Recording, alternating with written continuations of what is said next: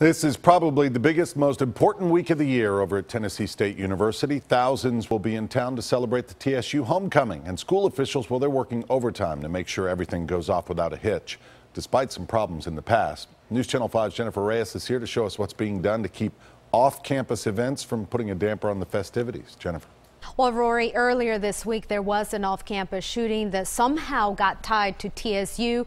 Well, school officials sent an email to all students this week making sure they know the shooting happened off campus and assuring them that there's no need to worry about their safety at this week's school-sponsored events. The streets of Nashville come to life once a year during TSU's homecoming week. That's when thousands of people show up to see and hear the sounds of Big Blue Nation. But what many don't know is that it takes a lot of preparation to get here. Well, it's been a year-long process. Assistant VP of Communications Kelly Sharp says the long hours and the multiple meetings have one goal in mind: to have a flawless celebration.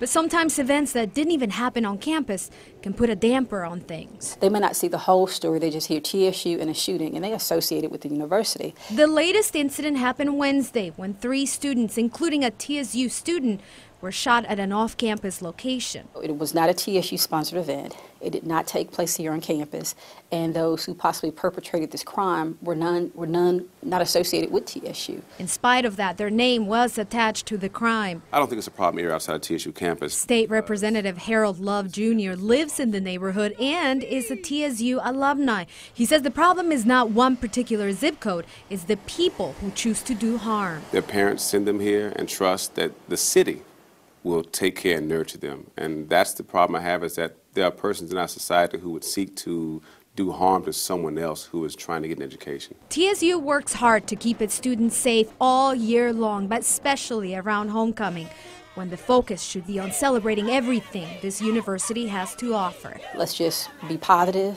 hold our heads up, and be proud that this is our homecoming week, and let's celebrate, but also make some good decisions. And there's a lot of excitement building up for tonight's concert at the Gentry Complex. Hip-hop artist Future will be performing there at 7. Nearly 6,000 tickets have already been sold. Metro Police say they'll have extra patrols out there tonight to make sure everyone gets to enjoy the concert without any issues. Carrie.